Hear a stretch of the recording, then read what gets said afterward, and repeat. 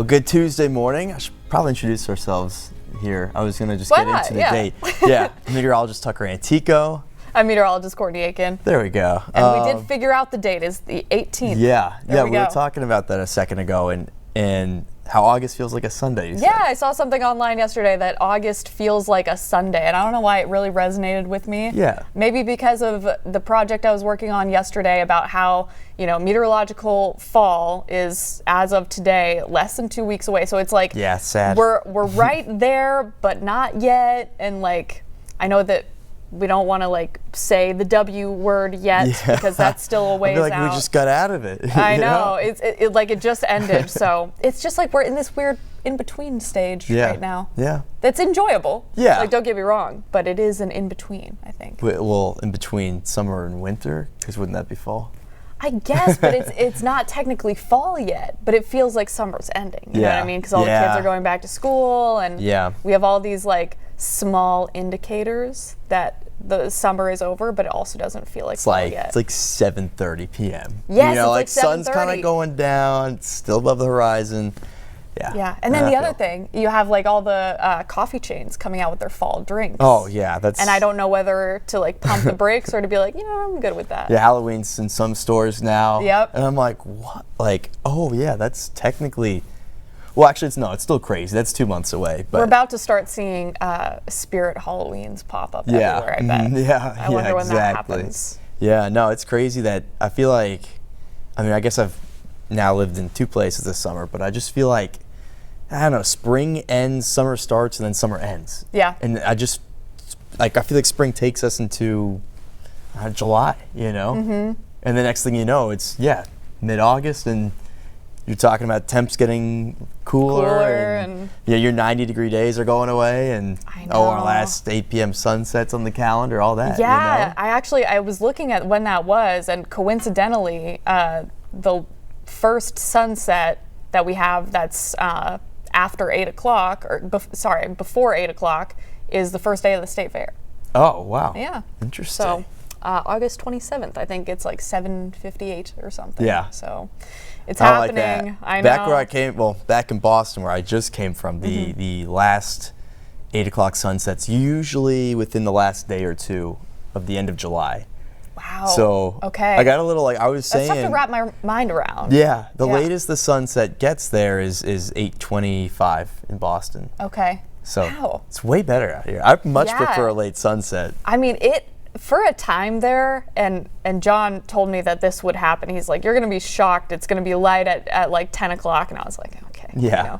But then there was one night, I remember distinctly, I was walking my dog, and I just kind of I don't think I worked that day, so I just kind of lost track of time. And I was like, oh my gosh, it is darn near 10 o'clock, and it's still light out. Yeah, so it's not bad. Good for golf. Good for golf. Get a few rounds in after work. I was, do you golf? Yeah. Okay, cool, same. So I went to the range the other day, or one of the many around here, and I was so surprised that they close when the sun goes down, because I think that it would be so lucrative if we could have more ranges that just have get the stadium lights. Ranges, yeah. And let people keep going till 10, 11 o'clock. That was always something that when I worked evenings down in Texas, I loved going to the range after work. They just did that? Yeah, you just get out there. I don't think I've ever had all that. the way to midnight, and it was busy. Wow. People were out there, and it was fun. It was a good way to socialize. I guess that time of year, if it's summertime in Texas, you're probably getting the best temperatures after the sun sets. That's very depending true. on where you are in the state, but I imagine and I got a buddy who works in Austin, and he's like, it's hot as anything down here, It really but it's is. nice in the evenings. It is very nice in the evenings, especially in the summertime. Yeah. So, driving ranges, if you wanted to stay open later, that'd be cool. But I guess it's that time. We'll talk about the weather a little bit. Mid-60s as we woke up this morning. I think you could kind of feel a little bit more of the humidity. It even drizzled a little bit. You could tell it on rained me. last night. Yeah, you could tell it rained last night. Just that. You kind of had that rain smell in the air. Totally. A little damp, but not bad.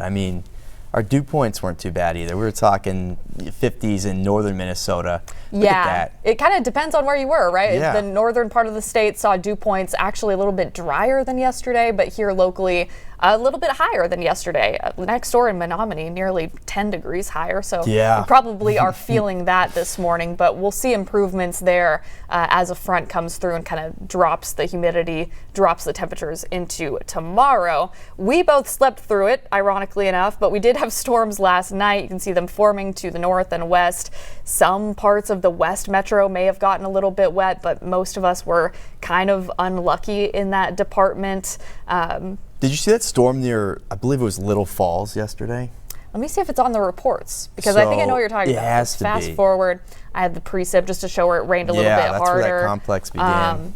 Here in the Twin Cities, again, you can see West Metro. That's where we did the best. Even then, not great, but there we go. Yeah, so I guess it'd be sort of north and a little bit east of Alexandria. But I was, it was sort of towards the end of my day. I was like winding down, get ready to go to sleep, and I'm always looking at radar. So I took a look, and one of those reports should have been for 2.5-inch hail. That's pretty impressive. And, because there wasn't much severe weather activity yesterday. It was just that one cell for about 45 minutes to an hour was kind of pulsy, just cranking along. Yeah, and in one of the pulses, there was for all you weather nerds out there, there was a 76 dBz pixel in it. Really? And I was like, wow, that's like, hang on a second. Yeah, that's a high reading. You do a double take on something like that. Yeah, that's like when we're talking DBZ, when you see all the reds and yellows and stuff on radar, we just call it reflectivity. And 76 means you'd be looking at like pink on our radar. Yeah, like it stands out, especially on a day where, I mean, I know it was a slight risk, but it didn't look all that impressive all day long. Yeah, the environment, I mean, yeah. I was thinking back, I'm like, this, anything can always happen. Sure. But it didn't look like a day where you would get really 2-inch hail. Like, sure, you can get like a stray ping pong ball size for hail. sure, yeah. But I'm trying to think of like, in weather, I feel like we compare hail to the funniest things. I'm like, what would it? I'm pretty sure that's tennis ball. I think it is. Yeah. That's not bad. That's not bad. It would be bad for your car, so hopefully everybody's all good. We did get some wind reports yesterday as well, but overall pretty tame day in the way of storms. Today, there's a chance after lunch, mainly south. That's where we have the SPC outlook. And it's pretty tight. Like it's real far south. It is real far south. You got to be one of those 2 counties closest to Iowa, or right along the river near Wisconsin too. It looked like maybe you get a little some storm activity. You could get a little bit of something. The severe chance looked pretty low today too. It's very low. It's a level 1, and it hasn't shifted much over the past couple of days. The Storm Prediction Center has kept it the same.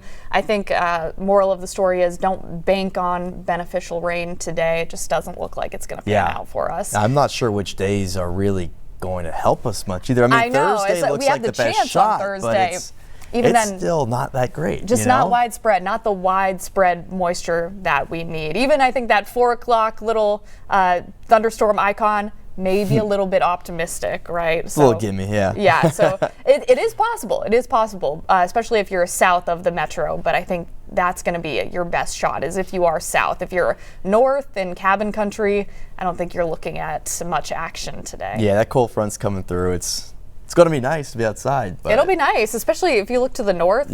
Bemidji today, beautiful day, 73. It's a little chilly for me. I know, right? I was like looking at these. I was looking Give me something that starts with an 8. Right. I was looking at the temperatures for overnight tonight. Front comes through, and up north they're going to be dropping into the 40s. Yeah. And I'm like, that's a jacket for me.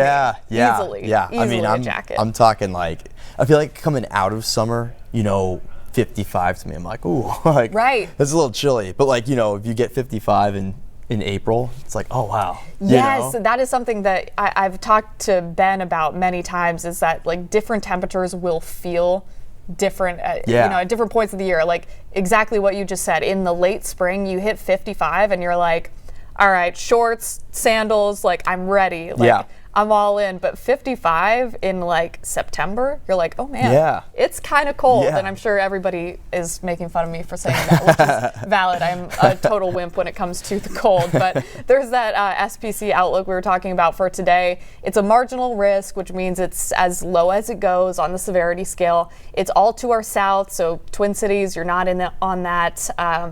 Duluth, for sure not. Cabin Country, definitely not. But if you're in southern Wisconsin, far south Minnesota, and then into Iowa, you could see some rumbles today. Yeah, I was looking a little closer at the environment today too, and it's actually not bad if you can get a storm to establish itself, but they're fighting some dry air even higher up in the atmosphere. So it's, if you can get a storm to really establish itself, the parameters are decent. Yeah. Get some wind and hail, but one of those things where you just have to cross that threshold. You have to get there. Exactly. Once the storms form, they certainly can escalate. Yeah. Especially with the hail and wind.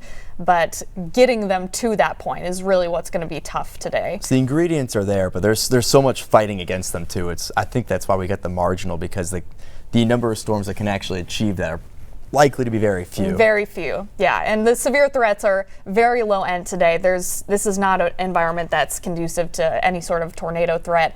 The hail threat is low, but it is there. You can see it's mainly for the southeasternmost pocket of the state and then into parts of southern Wisconsin.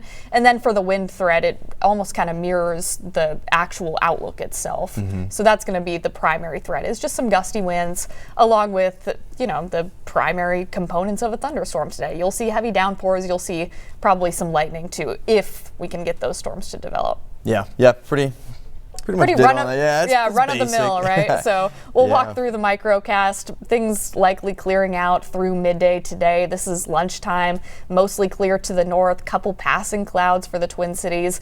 This model is our in-house model showing some scattered activity, and then you can see that continues through the afternoon, potentially, but the best chances will be south of the metro. Yeah, and a lot of those, some of those are likely just downpours, not even necessarily storms, but do we get the clusters? Do we get more individual cells? I've seen some of our guidance go back and forth, on that one. The clusters would be nice because we need the rain. But we need the rain, and if we get these downpours going, some folks could get three-quarters, an inch of beneficial rain. If you're stuck under the right spot, but if you're in the next neighborhood over, you might miss out completely, and that's just that's the way it goes with the summertime shower and storm development. We were talking about that on air today. We haven't had any of those. Well, you could tell me actually, but there have been very few, if any, of those real big storm complexes that just crush the state. Usually you get a couple of those a year. I would agree. It's been a quiet year. I remember when we got into the springtime, John was kind of talking me through what to expect into the summer months, and he said that there's typically a couple nights where you'll get a really big complex overnight where the main threat is actually really heavy rain.